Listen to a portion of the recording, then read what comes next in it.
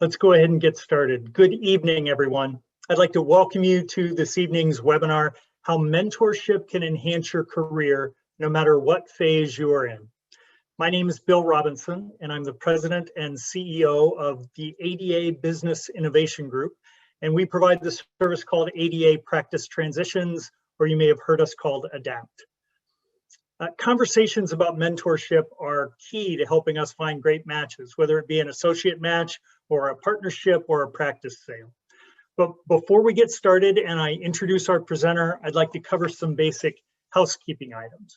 So first of all, know that the session is being recorded and it will be available for later viewing, and we'll post a link to it on our website and in our blog. This does have CE credit associated with it. It has been approved and it's available only for those who attend the webinar live. So those of you who are online now will receive CE credit for it, and you'll receive an email in a week to 10 days with instructions on how to access the CE certificate. Now, if you have questions throughout the event, if you're not familiar with Zoom, at the bottom, there's a little Q&A icon. And if you click on that, you can type in your question and that will go to the presenters. And if it's possible, we'll address those questions over the course of the webinar, but most likely we will wait till the end and then handle questions at the end. But if we don't get to your particular question, please don't worry. We will commit to answering all of the questions that come through in a blog post and send that out after the webinar itself. And with that, I would like to introduce our presenter for the evening. The presenter is Dr. Suzanne Ebert, and she's had a career that includes obviously dental school and then being an associate and then running her own solo independent practice and then being a dental director at a federally qualified health center in Florida. But I'm gonna fill you in on what I know about Suzanne from working with her for the past 2 years now at ADA Practice Transitions. And I want to tell you that she is passionate about quality dentistry. She's also passionate about her family, her husband and 2 daughters, and her grandchildren, as well as the warm weather in Florida. But you'll see when you hear about her career and the way she talks about her connection in dentistry, everything from the FQHC to the work she does at ADAPT, she's passionate about helping her colleagues maintain the highest standards of oral care. She works hard every day at ADAPT to help dentists find the perfect practice where they can work and learn, or even purchase a practice that they can then make their own. And then on the other side of the equation, she helps owner dentists find the perfect associate or buyer for their practice so they can maintain and enhance their legacy of care in the community. So mentorship, the fact is mentorship plays a key role in making all of that happen. And so with that, I would like to introduce Dr. Ebert. Suzanne?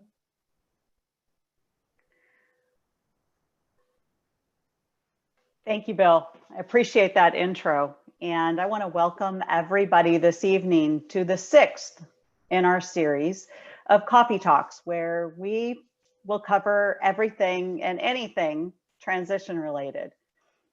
Tonight, we're talking about mentorship, and it is night, and this is my coffee cup, and it is filled with water, but I hope that you have the beverage of your choice in your coffee cup. So without further ado,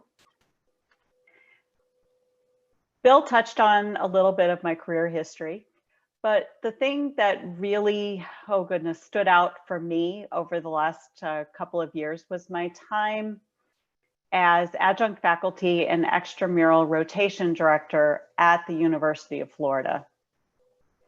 As a general dentist who owned her own practice prior to that, and then had the opportunity to have a chance at becoming a dental mentor to both students and to newer graduates. That time was invaluable to me and taught me more about what we need to do to make sure that our profession survives and has that quality that we all want.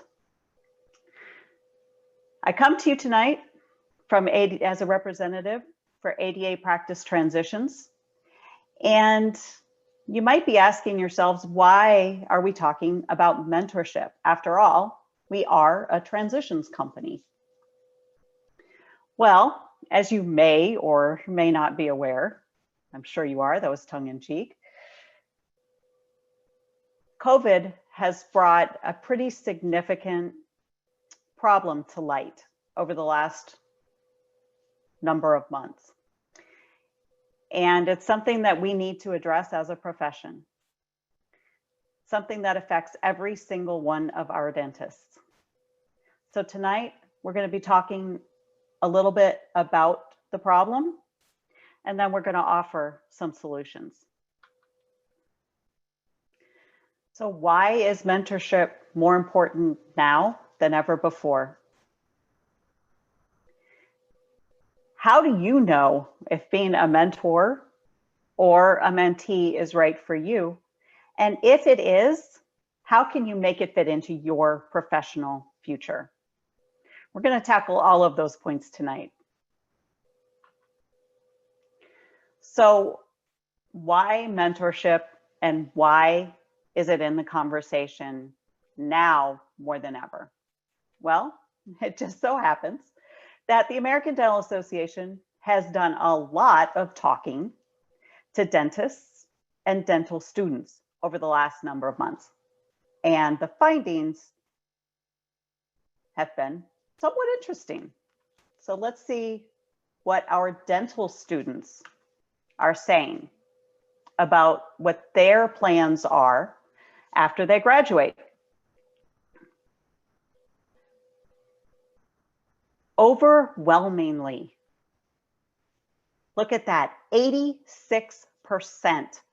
of our junior and senior dental students say they want to own a private practice within 10 years. Is anybody else surprised and, quite frankly, thrilled to see that number? I know I am. The other number that I want to point out is that 25% want an associateship within the first 5 years. And guess where they want that associate to be? They want it to be in private practice. So has COVID affected these numbers at all? The students are saying no, their plans haven't changed. But you know what has changed?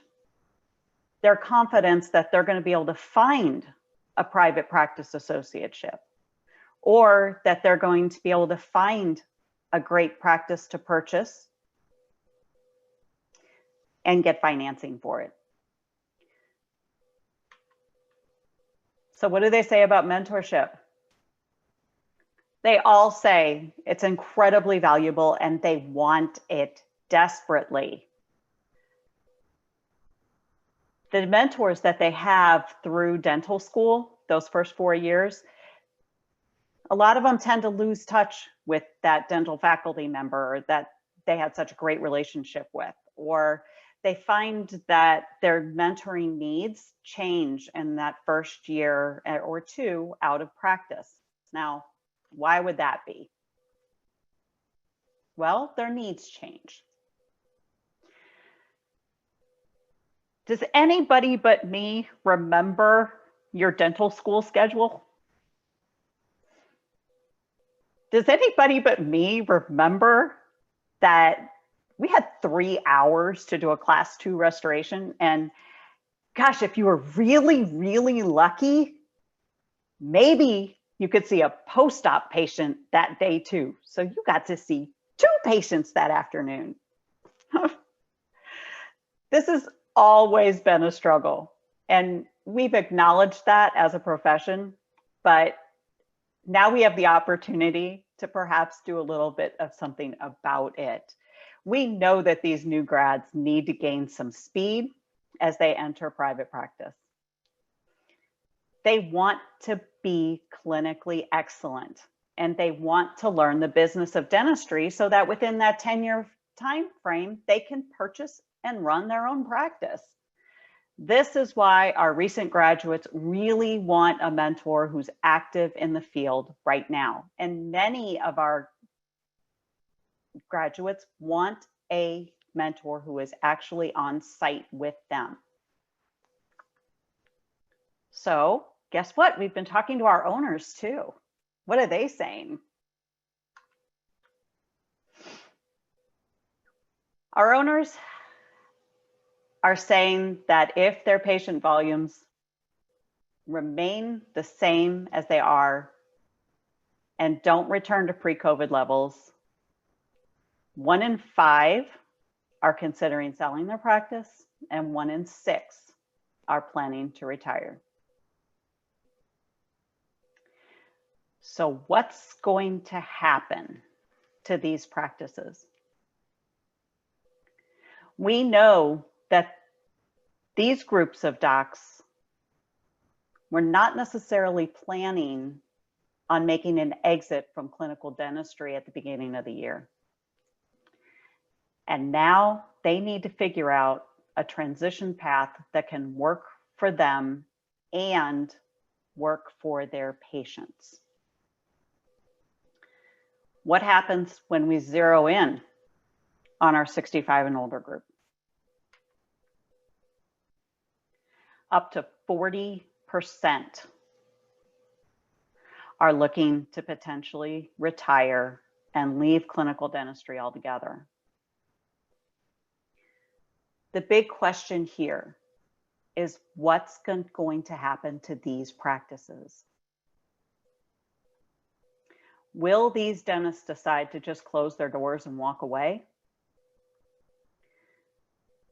If they do, is that going to leave their communities without care? Or alternatively, will they find a way to find the right person to take over their practices? And can we come up with a scenario that allows them to do this? These owners need to establish that transition plan because we know what our owners want.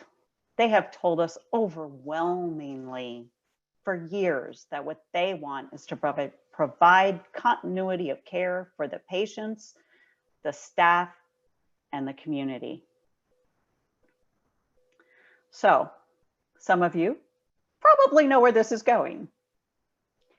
We have a group of owners who's looking to get out. We have a group of younger docs. Guess what? They want ownership. Is there a way, possibly, to bring these two groups together? Absolutely. And overwhelmingly, again, the majority of our owners like this idea of mentorship or partnership. And look at that number, 86% of our future owners really want a mentor.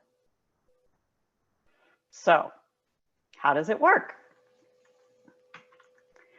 How do you know if being a mentor or a mentee is the right path for you and your personality? Let me tell you, I learned some very important lessons over the 6.5 years that I spent working with senior dental students and with newer graduates.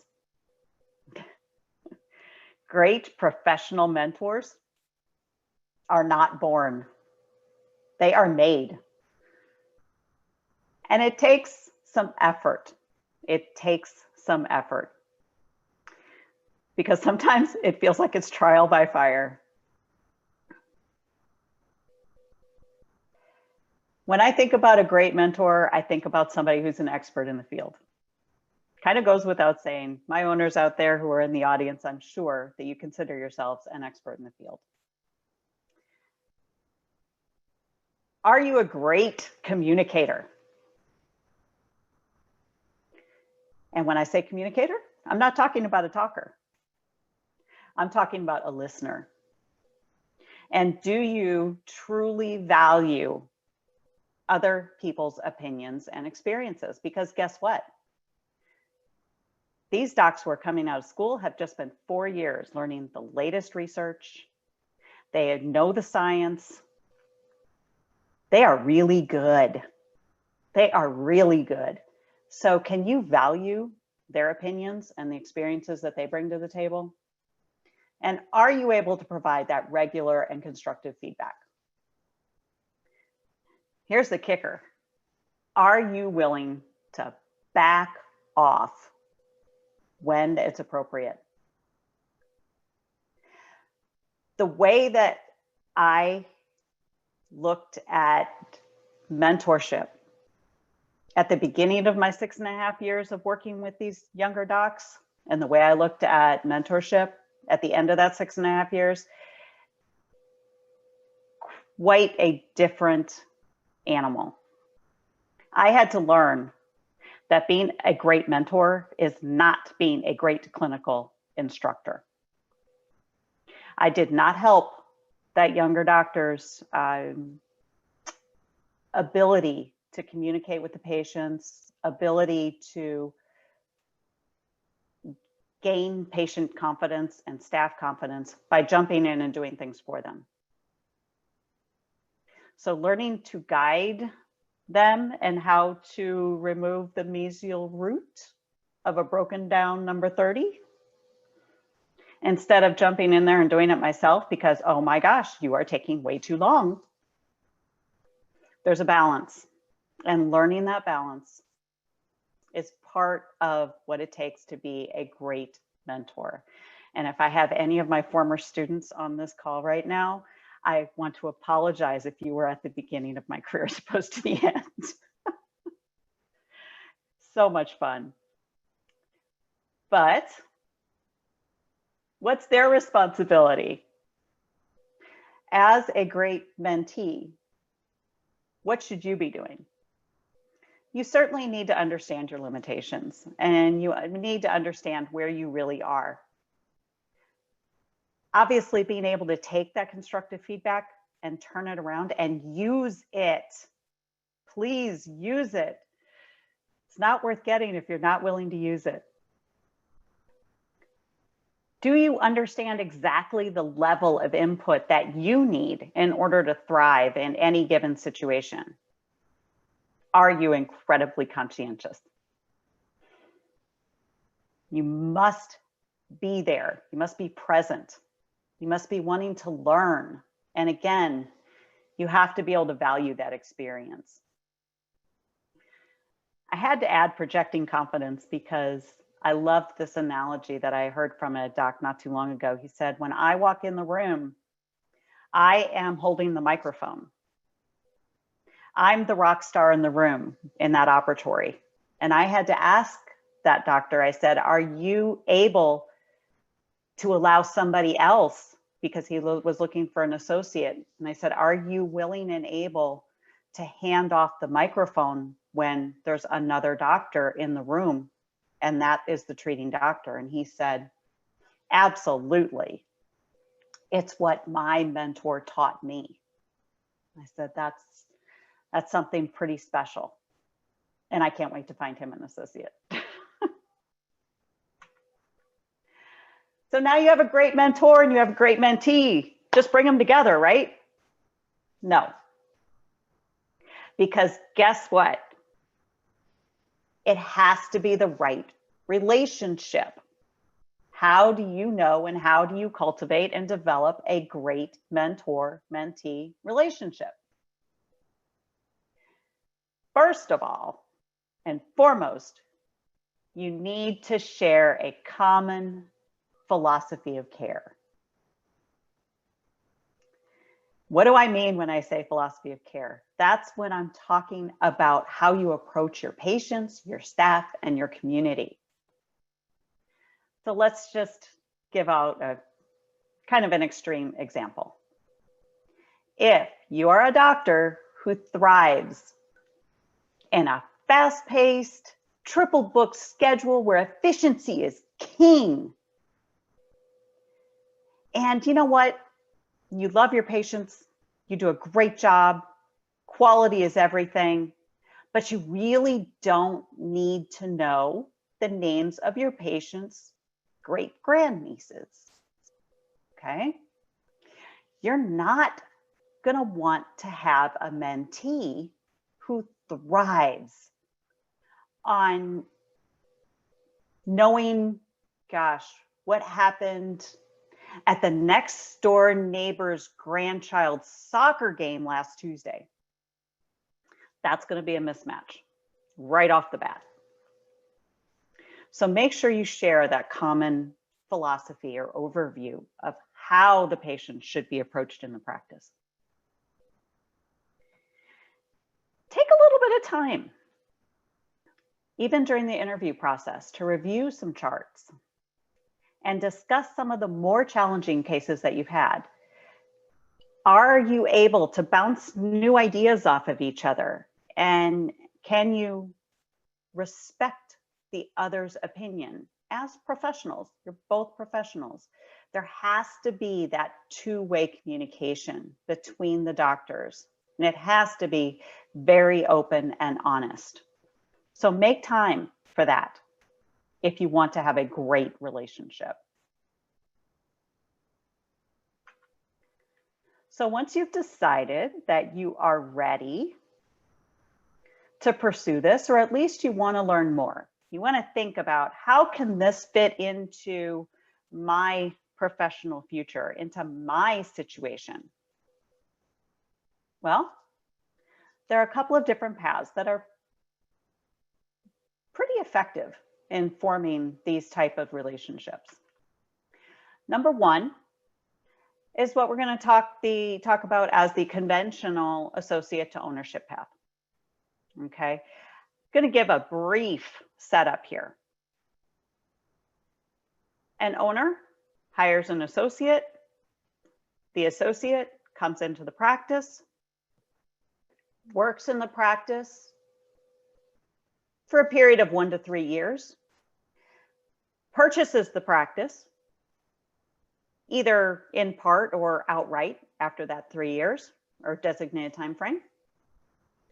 And then the owner, the initial owner, now becomes the associate. This is a fabulous setup for doctors who are, let's say, 3 to 7 years away from retirement. Maybe they've got a pretty full schedule. Maybe their treatment wait time is about 4 weeks.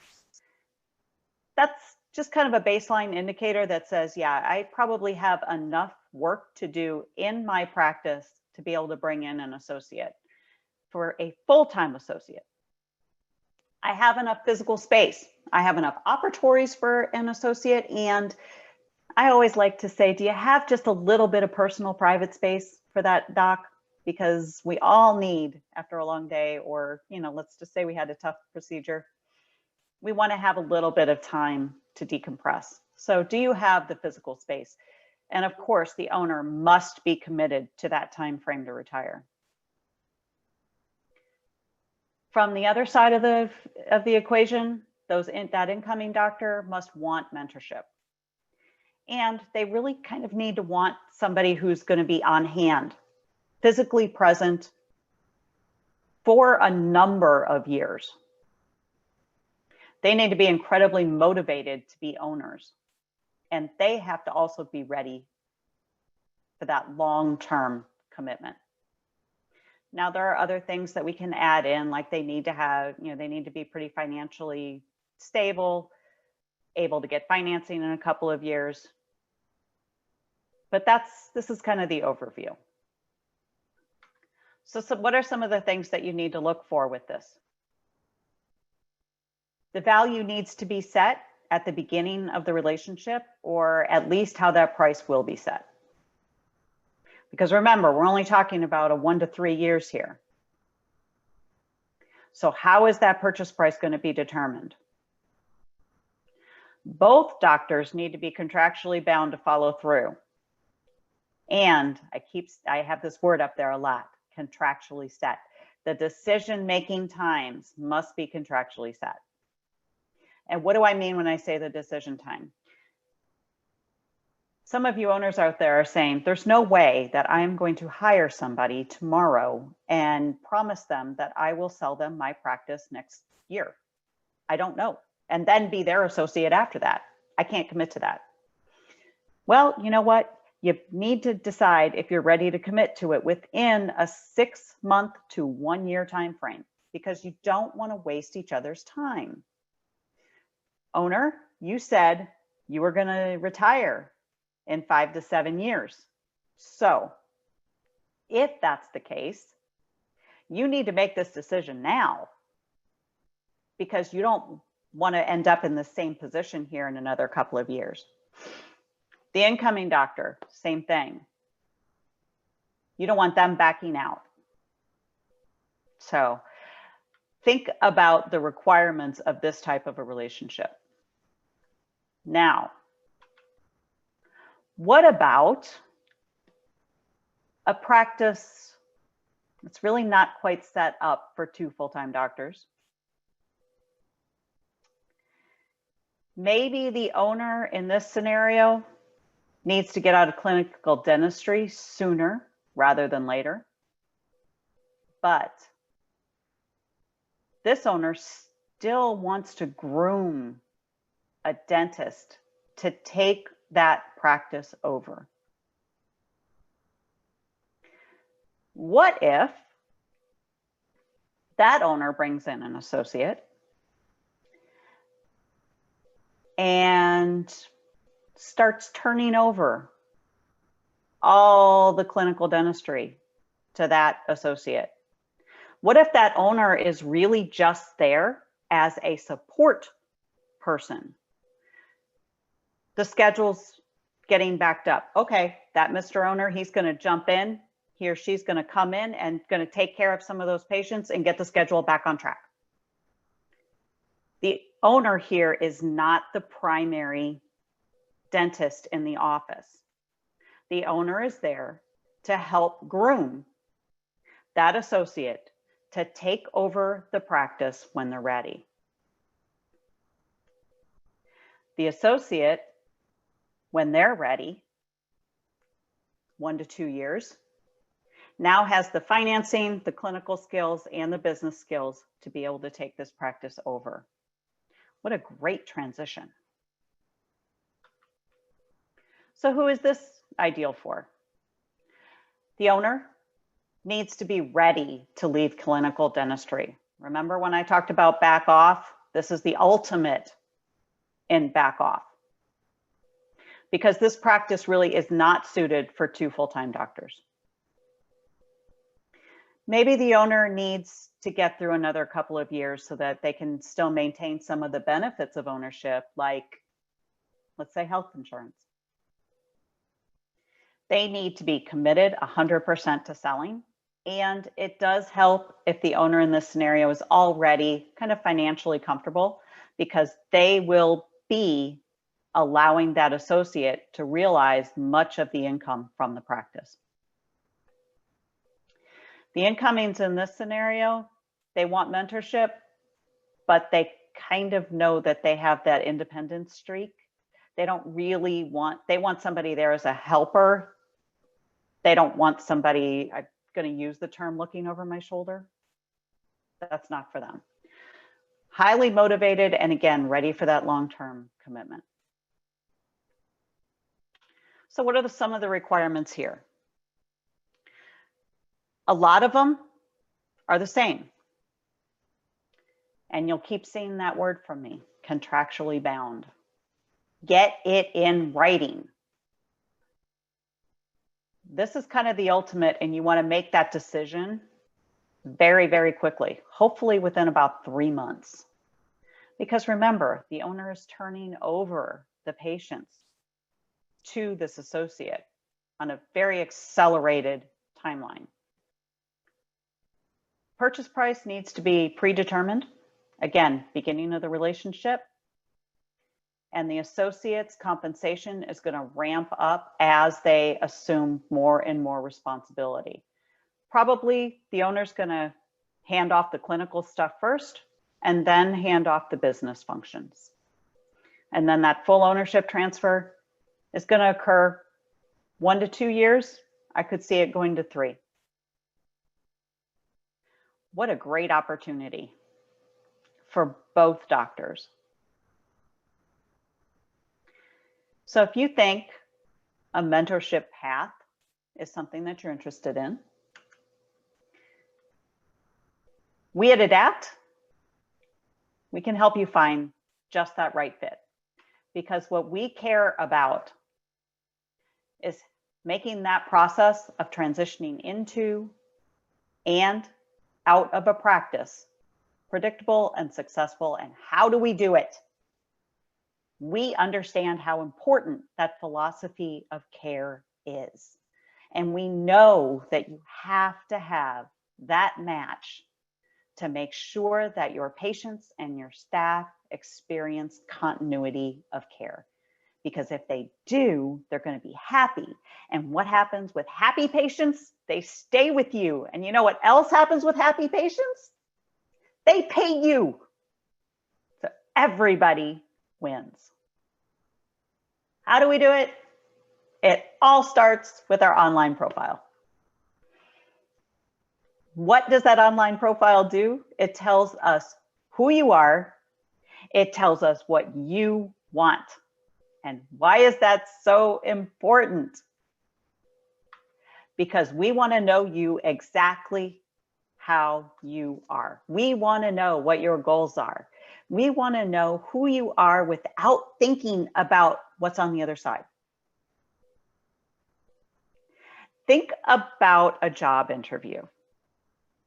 If you're in a conventional associate search type thing, you're going to have an interview with a doctor. Are you going to tweak your resume just a little bit, just a teeny bit, based on what you looked at on the OwnerDoc's website? Are you going to maybe bring in some of those things that you think they might be looking for? Of course you will. That's what you do in a job interview, right? But wouldn't it be better if you presented yourself exactly how you are, and then you allowed us to find just the right person to come and match with you? When you're looking for a long-term solution, when you're looking for a long-term relationship, do you really want to present yourself in a way that really isn't right, or is tweaking it just a little bit? No, that's not what we want. So take the time to fill out our profile and let us know who you are, and let us know how you feel about dentistry, so we know what your philosophy of care is. Next, you're going to work with your advisor. And what we're going to do is give you that support that you need throughout that experience. We're going to make sure that you have the resources that you need so that you're educated at each step along the way. Because what do we want for you? We want to find the right place, the right fit. Because ultimately, our goal is to make sure that our docs have transition success. Transition success in our book is not the signing of a contract. Transition success for us is when you are happy in whatever practice situation you find yourself in. So if you're an associate and you're looking to purchase a practice and we set you up, we want to make sure that that goes through. We want to make sure that you have the tools that you need to be successful in that practice. If you are a doc who's transitioning out of practice, we want to make sure that you have some resources to think about life after dentistry. There's so many options out there. We want you to be happy in your chosen career path.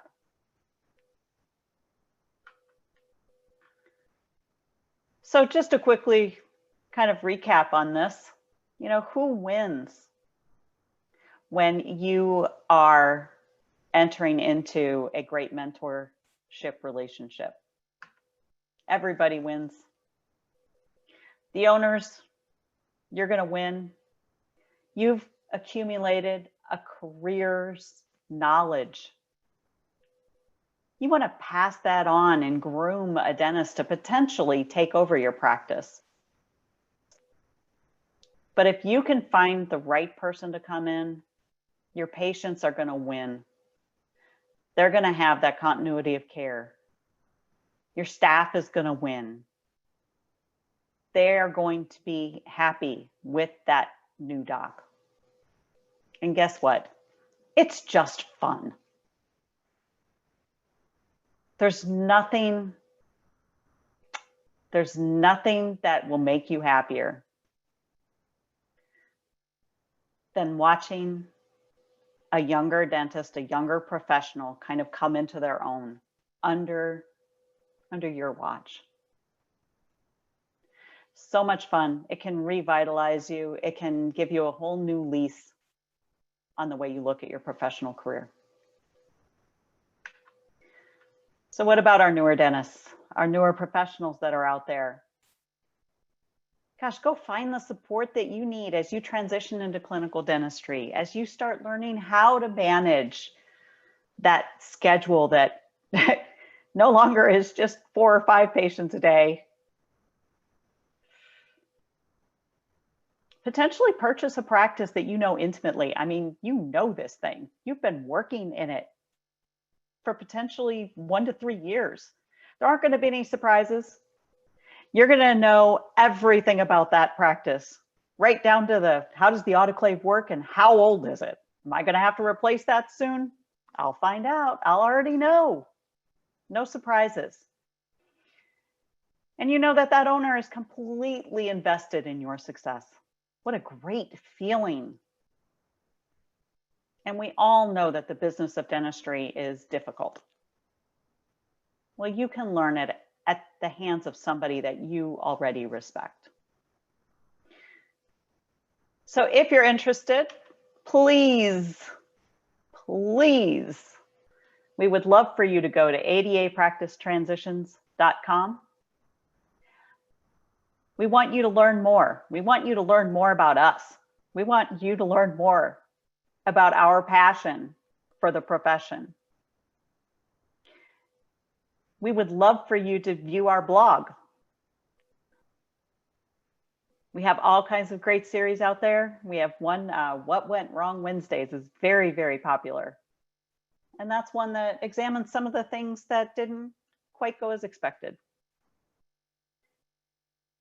How can you avoid some problems that some other people have had? You know, learn from others' mistakes. You can also learn about our pricing. And again, learn more about what makes us tick. When you're ready, go ahead and create your profile. And as an added bonus, if you create your profile and submit it before the end of the year, you lock in our pilot pricing. So something to think about when you go to adapracticetransitions.com.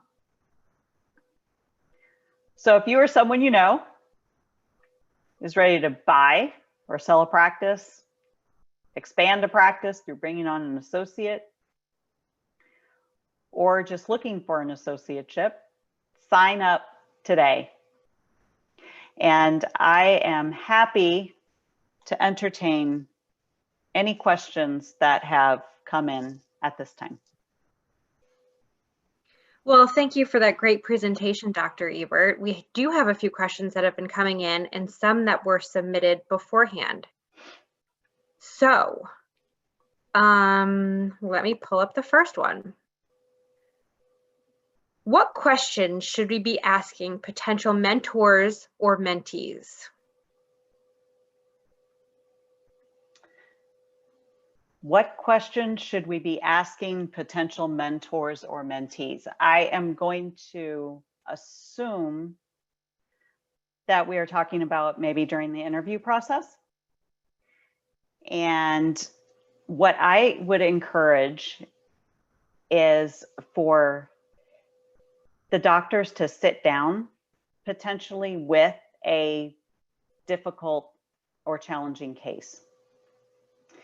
The reason I would like that to happen during the interview process is so that the doctors can see how they interact.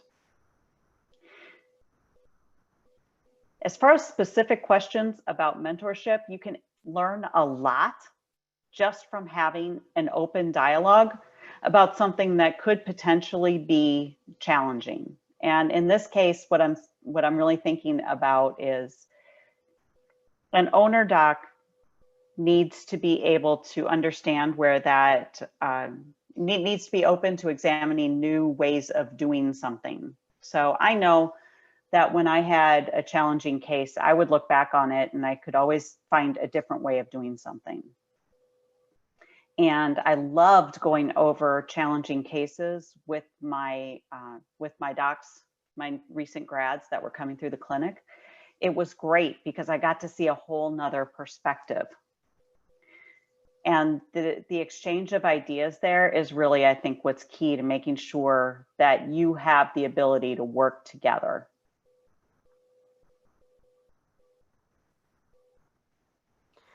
Okay, so our next question comes from a student. And the question is, how should I choose a mentor? Being an international dentist seeking to get into dental school. Also, how should my approach be towards my mentor? Which I think you kind of did just touch upon that a second ago. But if you have anything else to add towards the approach, and then would it be wise to choose a mentor before beginning my career?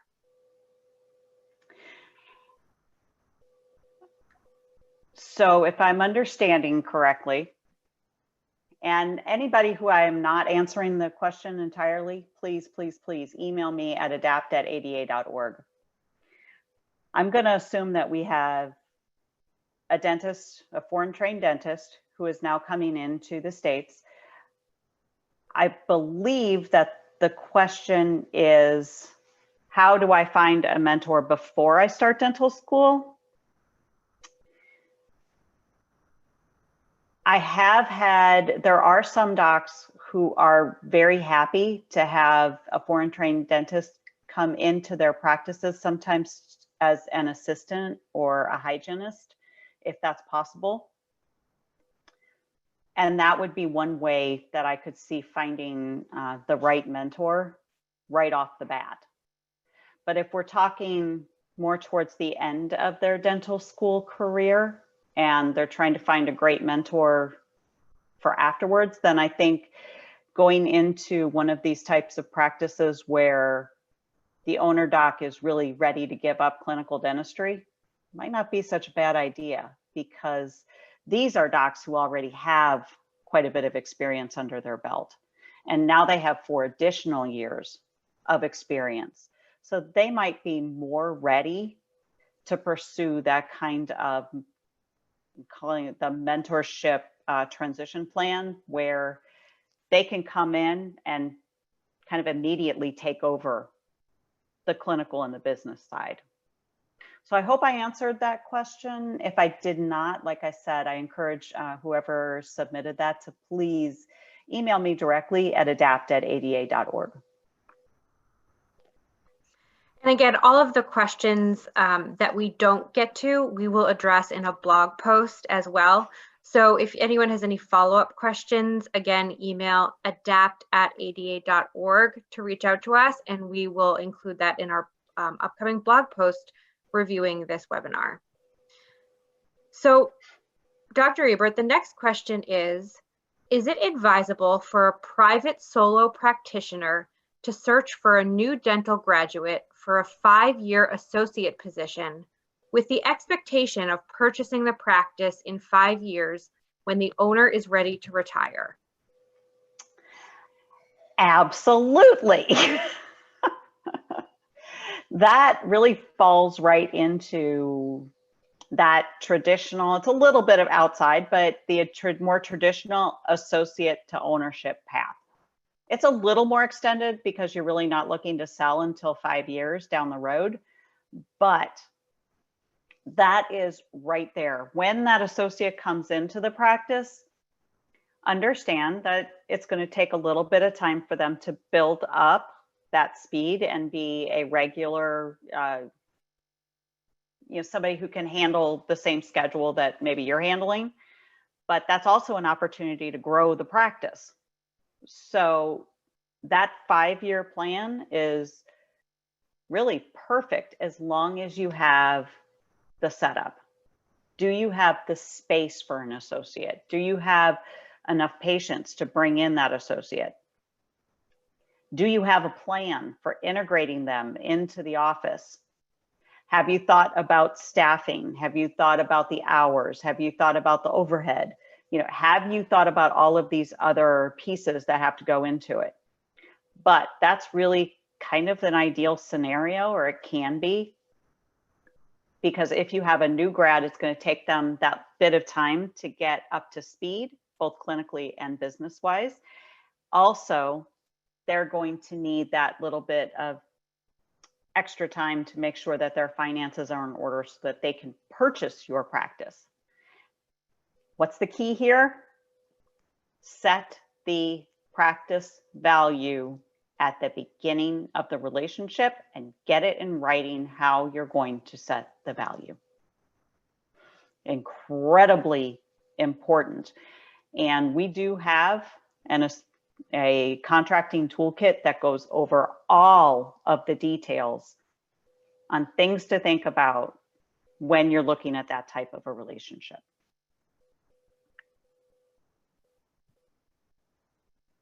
Great. Okay, so how soon is too soon to begin looking into a mentorship and transitioning into a practice?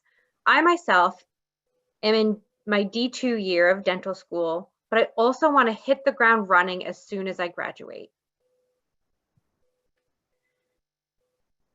I would say that right now, as a D2, you need to start zeroing in on what you ultimately are going to want. This is probably a time to talk to many different types of dentists. You're going to want to talk to dentists who are in small group practices. You're going to want to talk to solo practitioners. You're going to want to talk to docs who own multiple practices. You know why you want to talk to them? You want to see what feels right to you. You also want to really do some research at this point. You want to find out, what are the advantages of a rural practice over an urban practice? Where do I want to potentially raise a family? This is your time to investigate multiple practice styles and open your mind to multiple practice locations. Incredibly important to start early. Then, towards the end of your D3 year, you want to probably start zeroing in a little bit more. And we would encourage you to fill out your profile and start doing a serious search no later than the beginning of your D4 year.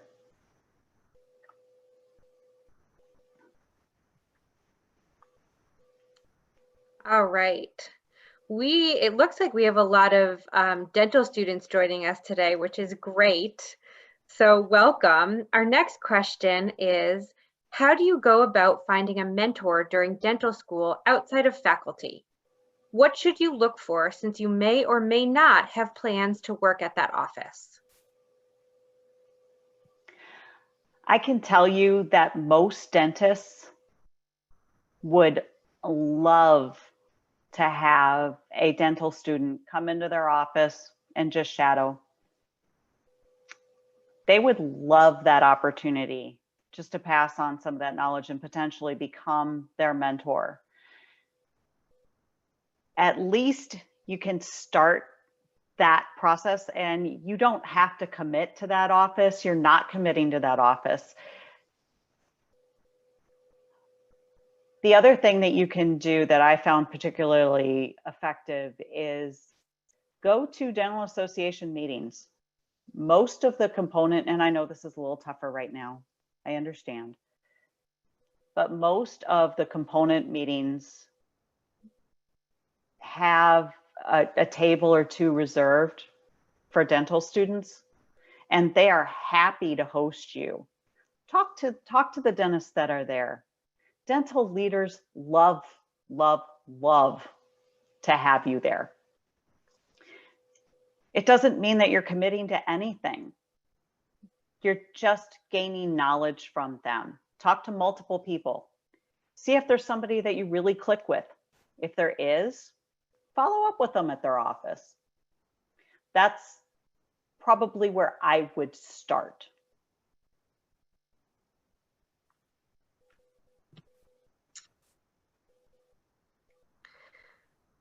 So the next question is, I'm a newly graduated dentist, and I have realized that my working speed is something that is of a concern to my potential employers. How can I communicate to them that if they are willing to be patient and give me a chance, I will improve my speed? Yeah, that's always a tough one. And like I said, I remember I was lucky enough to have a little bit different experience, but I do know that the dental school schedules are not especially conducive to often seeing multiple patients and increasing your speed.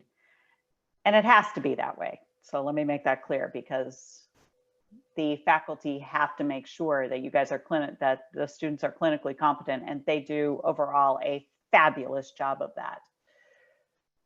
So as far as being able to communicate with a private practice owner, because like I said, 25% of you want private practice associateship opportunities, but this is probably one of those things that you're a little nervous about. I used to tell some of the students that came through my clinics, and they would bring this particular subject up all the time. And I would say, go find a private practitioner in an area that you just really respect. They have the office style, they have the clinical skills, they're doing the kind of dentistry that you want to do. And in my opinion, you need to just go talk with that doc and offer yourself up, all right? Tell them you'll do anything and you'll do whatever it takes. You will do whatever it takes to work in that office, and then tell them, you know what? We're going to put it in the contract that after 3 months, we're going to reevaluate my skills. You walk into that office like you own it. You walk into that office and you do everything that you can to be clinically excellent and connect with their patients. They'll give you a shot. You need to get your foot in the door. Get your foot in the door. The rest of it will everything else will take care of itself. I promise you. If you really want to be clinically excellent, they will appreciate you. We have so many great questions coming in for you. I feel like there could be a follow-up webinar here. So the next question is from the other side. As an older dentist with an interest in retiring soon, do I risk the possibility of selling my practice if I mentor an associate who later decides to leave the practice with the share of the patients and staff that they have established relationships with? that all comes down to open, honest, frequent communication. If you have a great relationship with that dentist that you have mentored, and you had the way I have seen this go south, and the situation that is being described there, is usually when the dentist stopped communicating. The incoming doctor thought that they were going to have ownership under a certain time frame. The owner doc thought that that time frame was going to be more extended. They start having some tension or some not so great feelings towards each other, and all of a sudden the younger doc says, yeah, I'm done. I'm going to walk away. If the two of you have been communicating the whole time, why would that younger doc leave when they already have a great setup? It makes no sense. So I strongly encourage, if you're going to pursue any kind of an associate to ownership transition path, frequent, open, honest communication, and don't renege on each other's expectations.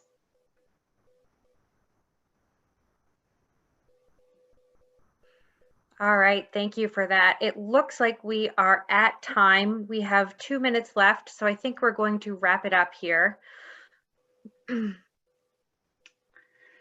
Well, I want to thank you very much for having me again for the coffee talk, and hopefully we'll see everybody again in a future coffee talk. Bill, did you want to wrap us up? I was busily typing answers in the Q&A. So thank all of you for your time this evening and for joining us. We are thrilled that you are here with us, and we hope you found this information informative and helpful to you. And as I said, the questions that we have not been able to answer in real time here, we'll get those out to you in a blog post. Thanks and have a great evening, everyone.